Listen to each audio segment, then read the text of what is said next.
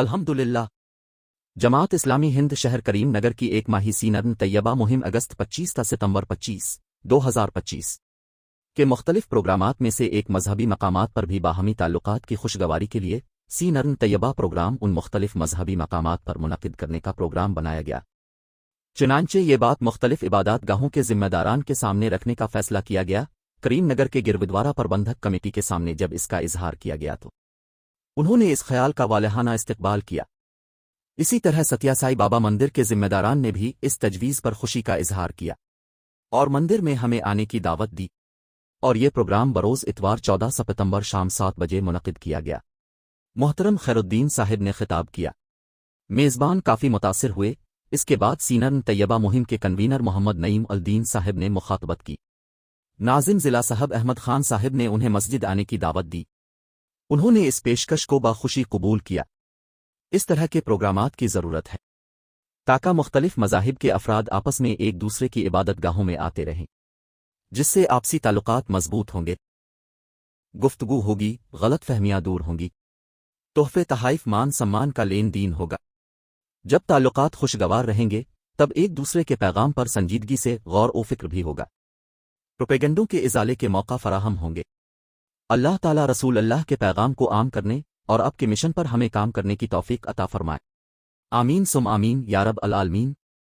अल्लाह ताला का लाख लाख शुक्र व एहसान है कि हम रसूल अल्लाह की तालीमात व हिदायत तमाम इंसानों तक पहुँचाने का इरादा रखते हैं ताकि तमाम इंसान अपने मोहसिन आज़म रहमत अल आलमीन से वाकिफ़ हो जाए और आपके उम्मती के नाते आपकी शख्सियत, किरदार, कारनामे, तालीमात, हिदायत और रहनुमाई से वाकिफ़ियत हासिल कर सकें और उसके ज़रिया कुछ बेहतरीन और कारामद नताइज हासिल कर सकें। अल्लाह रब अल आलमीन सब पर रहम फरमाए, रहनुमाई फरमाए। आमीन या रब अल आलमीन।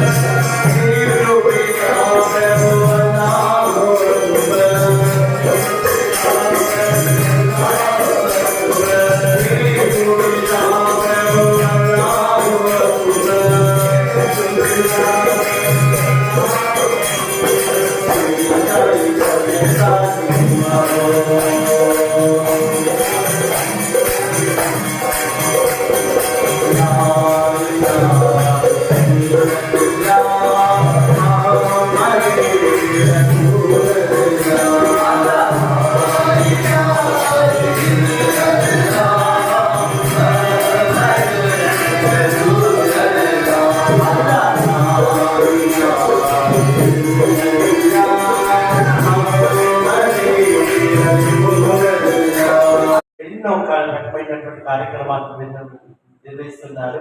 మీరు వచ్చిపడు ఒక 5 నిమిషాలు మాట్లాడండి. అస్సలాము అలైకుం. దైవం మీపై కరుణ కటాక్షాలు విప్పించుగాక. అందరికీ శుభాలు నేను కలుగజేస్తున్నాను. ఈరోజు ఇక్కడ రావడానికి గల కారణం ఏంటంటే చంద్రమాన ప్రకారం ఇస్లామీయ క్యాలెండర్లో ఇది 3వ మాసం, రబీఉల్ అవల్ అంటారు. ఈ మాసంలో మహాప్రవక్త ముహమ్మద్ సల్లల్లాహు అలైహి వసల్లం వారు జన్మించారు. ఆయన బోధనలు యావత్తు మానవానికి మార్గదర్శకత్వం.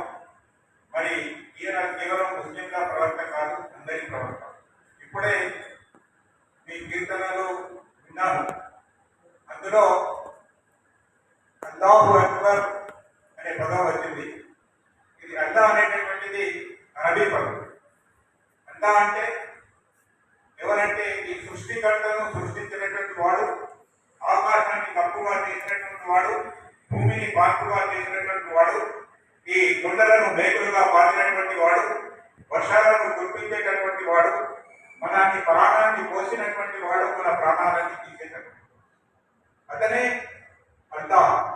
తెలుగులో దేవుడు అంటారు, హిబ్రూ భాషలో యెహోవా అంటారు, ఆ తర్వాత సంస్కృతంలో ఈశ్వరుడు అంటారు. మరి ఇవన్నీ ఒకే గాడ్, వన్ గాడ్. ఎందుకంటే ఇంకో విషయం దాంట్లో అవుతుంది లా ఇలాహ ఇల్లల్లాహ్ ముహమ్మదు రసూలుల్లాహ్ అని చెప్పారు. అంటే ముహమ్మద్ సల్లల్లాహు అలైహి వసల్లం మహాప్రవక్త వారి నామం కూడా మీ కీర్తనలో వినిపించబడింది. అల్లాహు అక్బర్ అంటే గొప్పవాడు. అందరికంటే గొప్పవాడు ఎవడైనా అంటే మన దైవం, మన దేవుడు. అతనే అందరికంటే గొప్పవాడు. ఎందుకంటే అతడే మనల్ని సృష్టించాడు. మనం కోరుకొని ఎవరు ప్రపంచంలోనికి రాలేదు. ఆడవాళ్ళైనా మగవాళ్ళైనా మగవాళ్ళిగా పుట్టాలని మీరు రాలేదు, నేను రాలేదు. ఆడవాళ్ళు ఆడవాళ్ళిగా పుట్టాలని వాడు రాలేదు. పుట్టుకలో ఎవరికి ఎంత మాత్రం ఏ ఛాన్స్ లేదు. మనం ఆ సృష్టికర్త సృష్టించాడు. అందరూ ఆ సృష్టికర్త యొక్క అంటే సృష్టికర్త పుట్టించినట్టు వాళ్ళము కాబట్టి అందరూ సమానమే. ఎవరు చిన్న పెద్ద తారతమ్యం లేదు. చిన్న కుటుంబంలో పుట్టాలని ఎవరైనా పుట్టారా? అల్ప కుటుంబం అంటే పెద్ద కుటుంబంలో పుట్టాలని ఎవరైనా పుట్టారా? పుట్టుకలో ఎవరికి ఏమాత్రం ఛాన్స్ ఉంది అంటే ఖురాన్ ఏమంటుందంటే ఇన్న అక్రమకు ఇంతగా చెప్తారు. మీలో పుట్టుక దృష్ట్యా గొప్పవారు ఎవరు కాదు. డబ్బు, ధనము, దశకము, హోదా ఉన్నటువంటి వారు పెద్దవారు ఎంత మాత్రం కాదు. ఎవరైతే దైవానికి భయపడి అన్యాయాలకు దూరంగా ఉండి నీతి నిజాయితీగా ఎవరైతే వారు తన జీవితాన్ని గడుపుతారో దైవ సమక్షంలో వారే గొప్పవారు, పెద్దవారు. ఈ లోకంలో డబ్బు ఉన్నవాడు, దశకం ఉన్నవాడు, హోదా ఉన్నవాడు లేదా రాజకీయంగా పెద్దగా ఎదిగినటువంటి వాడు పెద్దవాడు కావచ్చు. కానీ దైవ సమక్షంలో ఎంత మాత్రం కాదు. ఎందుకంటే మనము పుట్టుకలో మనకు ఏ ఛాన్స్ లేదు. మనమాలో కూడా మనం ఎట్లా తెస్తామో మనకు తెలియదు. యాక్సిడెంట్తో తెస్తామా లేదా వ్యాధిగ్రస్తులై హాస్పిటల్లో తెస్తామా లేదా నీళ్ళలో మునిగి తెస్తామా లేదా మంటలో కాల్చి తెస్తామా లేదా కడగా బుల్లాలో వచ్చి తిండాడుతాయా ఇది మనకు తెలియదు. కానీ ఒక విషయం కంపల్సరిగా అది జరుగుతుంది. అది మన చావు. ప్రతి మనిషి పుట్టినటువంటి ప్రతి మనిషి గిట్టక తప్పదు, చావక తప్పదు. అది సత్యము, నిత్యము. దేవుడు ఉన్నాడని లేడని ఎందరో ఉన్నారని వాదనలు ఉన్నాయి. కానీ మృత్యువు లేదనేటటువంటి వాదన ఇంతవరకు ఎవరు చేయలేదు. కాబట్టి ఇస్లాం దృష్ట్యా మరణాంతర జీవితం ఉంది. మరణించిన తర్వాత మనం చేసినటువంటి అన్ని కర్మలకు జవాబుదారీ వచ్చి ఉంటుంది. అంటే మనం ఏ విధంగా బ్రతకాము, అన్యాయాలకు అక్రమాలకు పాల్పడి బతికామా లేదా నీతి నిజాయితీగా దైవానికి భయపడి బతికామా అనేది. మనిషికి ముగ్గురు స్నేహితులు ఉంటారు. మరణం తర్వాత ఒక స్నేహితుడు అదేంటి డబ్బు, దశకము, బ్యాంక్ బ్యాలెన్స్, మీ ఆస్తి పాస్తులు ఇవన్నీ ఎవరి వెంట రావు. ఆస్తి పాస్తులు, భార్య పిల్లలు ఎవరు రావు. మరణించిన వెంటనే మీ ఆస్తులు, పాస్తులు, మీ బ్యాంక్ బ్యాలెన్స్ అంతా ఇదంతా చెందుతుంది. ఇది కాదు. నీది నాది, నాది నాది అని మనం ఏదైతే చెప్పుకుంటామో అది నీది కాదు. ఏదో ఒక రోజు దాన్ని వదిలేస్తాం. అది నీ చావు తర్వాత వెంటనే నీ నుండి దూరం అయిపోతుంది. ఇక రెండవ స్నేహితులు, భార్య పిల్లలు, బంధువులు, ఫ్రెండ్స్ వీళ్ళంతా శ్మశాన వాడి వారు వస్తారు. అక్కడి నుంచి మీరు కూడా వెళ్ళారు.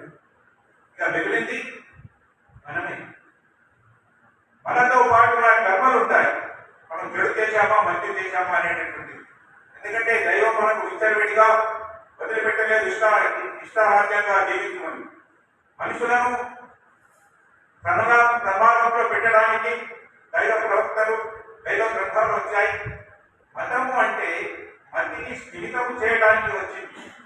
మతిని స్థిమితంగా ఉండడానికి, సమానంగా ఉండడానికి అంతే మాత్రం. కానీ ఇప్పుడు సమాజంలో రెండే వర్గాలు ఉన్నాయి. ఆస్తికులు అని, నాస్తికులు. నాస్తికులు అంటే వారు దేవుడు లేడు అని నమ్ముతారు. వాళ్ళదంతా ఒకే యూనిట్గా ఉన్నారు. వాళ్ళ దాంట్లో భేదాభిప్రాయాలు లేవు. కానీ ఆస్తికులు అంటే దైవము ఉన్నాడు అని నమ్మేటటువంటి వాళ్ళు ఎన్నో భేదాలు ఉన్నాయి, ఎన్నో మతాలు ఉన్నాయి, ఎన్నో కులాలు ఉన్నాయి. ఒకరిపై ఒకరు ఎత్తుగడలు వేస్తూ ఒకరి కింద, ఒకరి మీద, ఒకరు నాటి పైన కిందిది. వాడు అది తప్పు, ఇది నిజము అనేటటువంటి మానవత లేకుండా ఒకరినొకరు కించపరుచుకుంటూ కగానాలు చేస్తూ అల్లకల్లోలు చేస్తూ దౌర్జన్యాలు చేస్తూ మతతత్వంతో జీవిస్తున్నారు. ఇది సరైన పద్ధతి కాదు. ఏదో ఏ మతమైనా సరే ఇప్పుడే చెప్పాను, మానవులంతా ఒకటి. ఎందుకంటే ఒక యాక్సిడెంట్ అయిందనుకోండి, యాక్సిడెంట్ అయితే అతనికి రక్త ప్రసారం జరిగింది, బ్లడ్ అవసరం ఉంది, రక్తం అవసరం ఉంది. అప్పుడు హాస్పిటల్కి వెళ్తే డాక్టర్ ముస్లిం రక్తం కావాలా, హిందూ రక్తం కావాలా, సిక్కు రక్తం కావాలా, జైన్ రక్తం కావాలని అడుగుతాడా? బ్లడ్ గ్రూప్ చూస్తాడు. అది హిందువులైనా ముస్లింలైనా ఎవరైనా సరే. అంటే ఇక్కడ తెలిసింది ఏంటంటే మనం అందరం ఒకే సృష్టికర్త ద్వారా పుట్టించబడ్డాం కాబట్టి ఇంకో ఒకరి రక్తం ఇంకోరికి పనికి వస్తుంది, నా రక్తం మీ పనికి వస్తుంది, మీ రక్తం నాకు వస్తుంది. కాబట్టి మానవులంతా ఒక్కటే. కాబట్టి మానవుల మధ్య ఒక పటిష్టమైనటువంటి సంబంధం ఉంది, అది రక్త సంబంధం, బ్లడ్ రిలేషన్.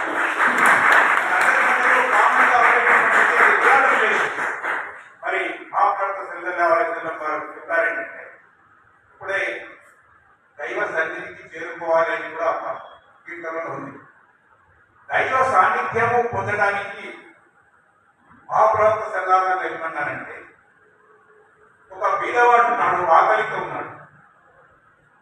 ఒక వ్యక్తి అతనికి దప్పితో ఉన్నాడు. ఒకతనికి బట్టలు లేవు.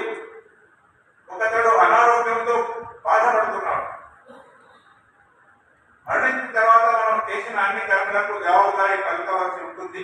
ఇది ఇస్లాం యొక్క మౌలిక ధర్మం. ఫస్ట్ ఏంటంటే వన్నెస్ ఆఫ్ గాడ్, రెండవది ప్రవర్తన పట్ల విశ్వాసము, మూడవది లైఫ్ ఆఫ్టర్ లైఫ్, పరమాత్మ జీవితం. ఎవరైనా సరే నమ్మినా నమ్మకపోయినా ఆ రోజు చూస్తారు, మళ్ళీ మీరు లేపబడతారు. మీకు కాల్ చేసినా, కరెంట్ చేసినా, నీళ్ళలో మునిగినా, చేపలు తినేసినా ఆ ఉదయం రోజు అందరూ నిలబడతారు. మీకు అర్థం జవాబు పడిపోతుంది. అప్పుడు దైవం అడుగుతాడండి, ఏమని? నేను ఆకలితో ఉన్నాను, నాకు అన్నం పెట్టలేదు. అప్పుడు నేను తప్పితో ఉన్నాను, నాకు నీళ్ళు ఇవ్వలేదు. నాకు బట్ట లేకుండా ఉన్నాను, నాకు బట్టలు గుర్తించలేదు. నేను అనారోగ్యంతో ఉన్నప్పుడు నాకు పరామర్శించలేదు.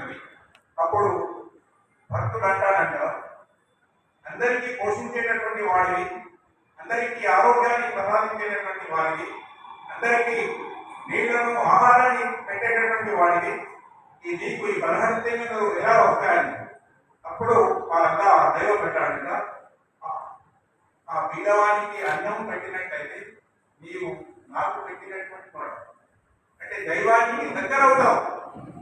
అది మన చేయి పై ఉంటుంది కానీ కింది చేయి తీసుకున్నది అది బీదవాడి చేయి కాదు, అది దైవం యొక్క చేయి ఉంటుంది. కాబట్టి దైవానికి దగ్గర కావాలంటే సేవాభావంతో మనం ఏ పని చేసినా అది డైరెక్ట్ గా దైవానికి దగ్గర అవుతుంది. అదేవిధంగా ఒక నీళ్లు బిచ్చగాళ్ళు వాళ్ళు వెళ్ళి మన ఇంటికి నీళ్ళు అంటారు. అయినా మనం ఫ్రిడ్జ్లో తెల్లటి నీళ్లు ఉండగానే మనం ఇవ్వము.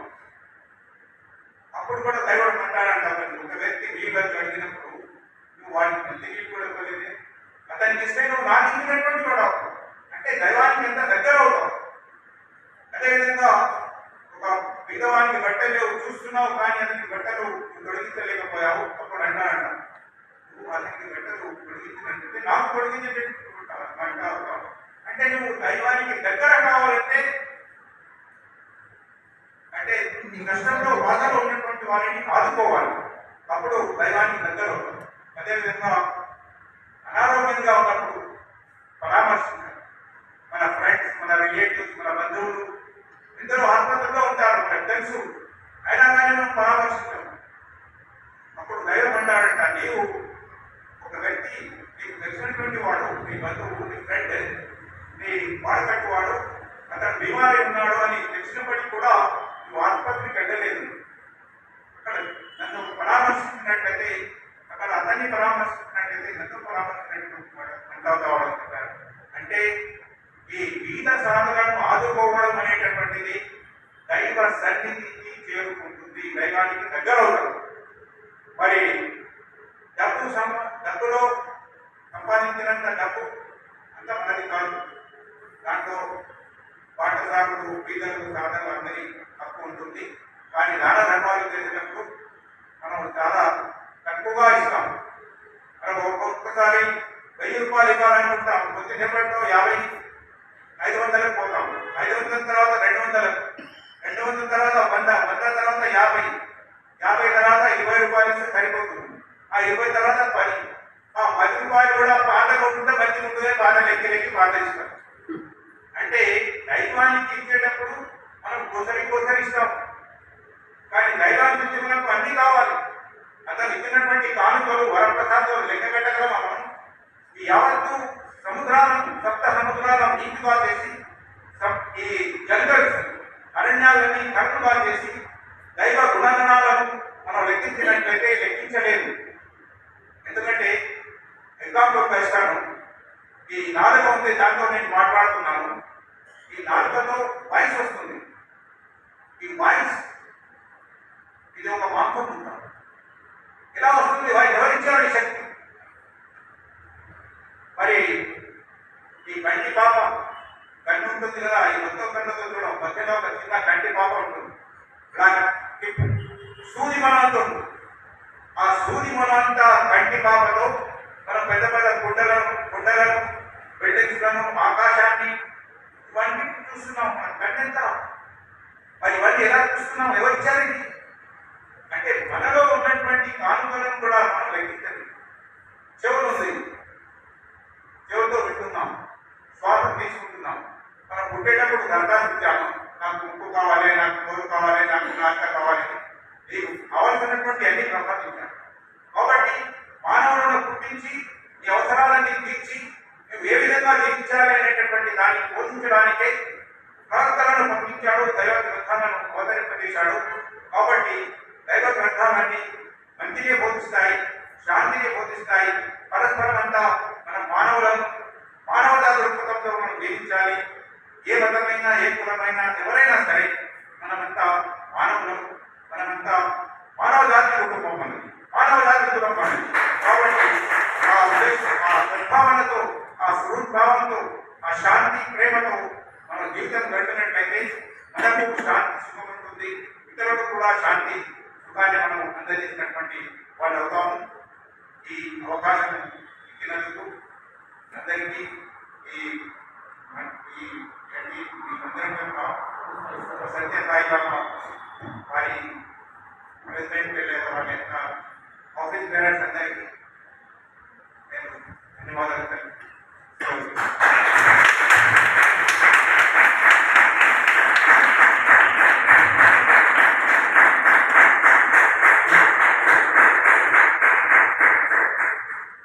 సాయిరామ్. నిజానికి చాలా చక్కగా దేవుని గురించి ఎక్స్ప్రెషన్ చాలా చక్కగా చెప్పారు. తర్వాత మన యొక్క కర్మ గురించి కూడా, నిజంగా మతం గురించి ఏంటంటే మన మతి యొక్క స్థిమితం కోసమే మతం వచ్చింది అనేది చాలా మంచి వర్డ్. తర్వాత కష్టంలో ఉన్నప్పుడు మనం ఆగిపోవాలి. తర్వాత మన యొక్క కర్మేంద్రియాలు నిజానికి ఏంటంటే మన యొక్క ఏంటంటే మన యొక్క కర్మలు చేస్తున్న దానికి సంబంధించిన సేవలు అట్లాంటివి కూడా చేయాలని చాలా చక్కగా వివరించారు. అయితే ఈరోజు వారు అనేక మందిరం లోపల తర్వాత గురుద్వారా లోపల కూడా ఈరోజు వారి యొక్క ప్రవచనం నిజంగా నిర్వహించారు. వారికి ప్రత్యేక అభినందనలు తెలియజేస్తూ ఇప్పుడు మన కౌశిక్ ముదిత్తర్ గారు ఒక నిమిషం మాట్లాడతారు.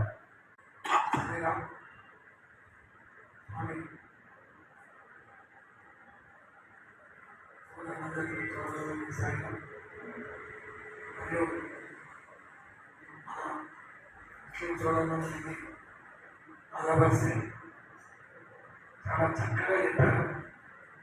ప్రిన్సిపల్ గారు, ఇస్లాం పట్టణ అధ్యక్షులు గారు, నిజంగా చాలా రోజుల తర్వాత ఒక మంచి ఉపన్యాసాన్ని నాకు వారు మాట్లాడుతున్నంతసేపు సరే నాకు మాత్రం స్వామికి తెప్పిస్తున్నట్టుగా అనిపించింది. నాకు ఆ సేవా కార్యక్రమాల్లో వారు చెప్పిన మత సామరస్యం కానీ, మతం గురించి కానీ, కర్మల గురించి కానీ చాలా చక్కగా వివరించి చెప్పారు. చాలా చాలా థ్యాంక్స్ అండి. మాకు చక్కటి ఉపన్యాసం ఇచ్చేవారు. ఉన్నటువంటి దాన్ని ఇంకా ఏ మతంలో అయినా సేవ సేవ అనేది ఇంపార్టెంట్ అనేది చాలా చక్కగా చెప్పారు. మరి మా స్వామి కూడా సేవా కార్యక్రమాన్ని ముందుండాలి కానీ మిగతా ఏది కాదని చెప్పేసి స్వామి వారు చెప్తూ ఉంటారు. మరి అందరికీ తెలుసు ప్రపంచంలో ఉన్న ప్రతి దేశం నుంచి స్వామి భక్తులు ఉన్నారు. ఎన్నో దేశాలు దుబాయ్ అనుకోండి, దుబాయ్లో అనుకోండి, ఎన్నో ముస్లిం దేశాలు చాలామంది ముస్లిం రాజులు కూడా స్వామి దగ్గరికి వచ్చి బ్లెస్సింగ్ తీసుకొని స్వామి చెప్పినటువంటి సేవా కార్యక్రమాలు వారి దేశాలలో వారు అందించి ఆ దేశంలో ఉన్నటువంటి ప్రజలకు అందించి స్వామి దర్శనాలు పొందేవారు చాలామంది ఉన్నారు. మరి ఈరోజు మరి నేను చాలా రోజుల తర్వాత రావడం జరిగింది. మరి నాకు ఈ యొక్క ఉపన్యాసం మరి ఈ కార్యక్రమంలో ఈరోజు కార్యక్రమంలో పాల్గొనే మరి అవకాశం కల్పించినప్పుడు మా స్వామికి మరొకసారి నా యొక్క ధన్యవాదాలు చెప్తూ మరి మేము చేసే సేవా కార్యక్రమాలు కూడా చాలా చేస్తూ ఉంటారు. మా సంస్థ సేవ సంస్థ ఇక్కడ కూడా స్వామి నాకు అలాంటి ఉత్తేజాన్ని కలిగించేటువంటి వాక్యాన్ని కల్పించాలని స్వామి వారు మరొకసారి కోరుకుంటూ మరి వారు వచ్చి మరి జమాత్ ఇస్లాం తరఫున మిత్రులందరూ వచ్చారు. వారు వచ్చి ప్రత్యేకంగా మా మందిరానికి వచ్చి వారు ఉన్నటువంటి ఆలోచనలు వారు ఉన్నటువంటి ఒక సేవా భావాన్ని మా అందరికీ తెలియజేసినందుకు మరి ఒకసారి వారికి నా హృదయపూర్వక ధన్యవాదాలు తెలియజేస్తూ సెలవు తీసుకుంటాను. మన ఎల్బల్ పట్టణ జమాతే ఇస్లాం ప్రెసిడెంట్ అయినటువంటి శ్రీ ఖైరుద్దీన్ గారు మతం గురించి, మత సామర్థ్యం గురించి, మన జీవన విధానం గురించి ఎన్నో విషయాలు వివరించారు. వారిని సన్మానించడానికి గాను మన పూర్వ జిల్లా అధ్యక్షులైనటువంటి శ్రీ గోషెట్టి మునిదర్ గారిని, అలాగే మన జిల్లా అధ్యక్షుడు విజయమూర్తి గారిని, అలాగే మన కన్వీనర్ శ్రీ హరికృష్ణ గారిని వారిని సన్మానించవలసిందిగా వారిని కోరుతున్నాను. మన మాజీ కన్వీనర్ శ్రీధర్ రావు గారు కూడా కావాల్సిందిగా కోరుతున్నాము.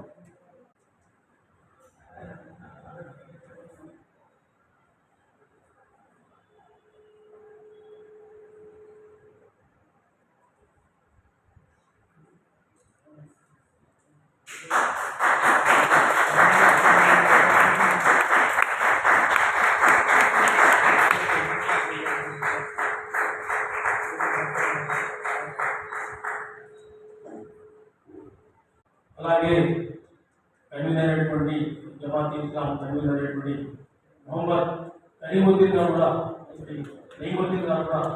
రావాల్సిందిగా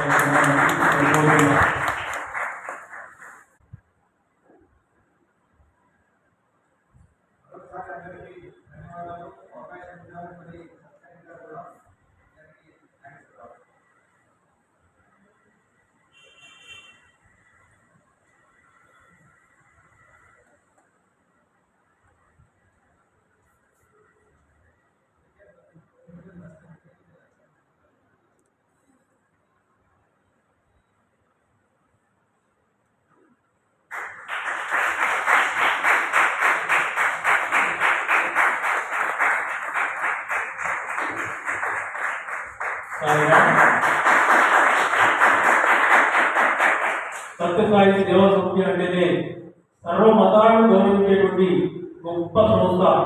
స్వామివారు ప్రతి మతాన్ని మరి ప్రతి వారిని గౌరవించాలని చెప్పడం, అందులో అందరినీ దాంట్లో భాగంగా తీసుకొని మరి ఈ మంచి కార్యక్రమంలో పాల్గొన్నటువంటి శ్రీ ఖైరుద్దీన్ గారు, తర్వాత జిల్లా ప్రెసిడెంట్ అయినటువంటి కన్వీనర్ అయినటువంటి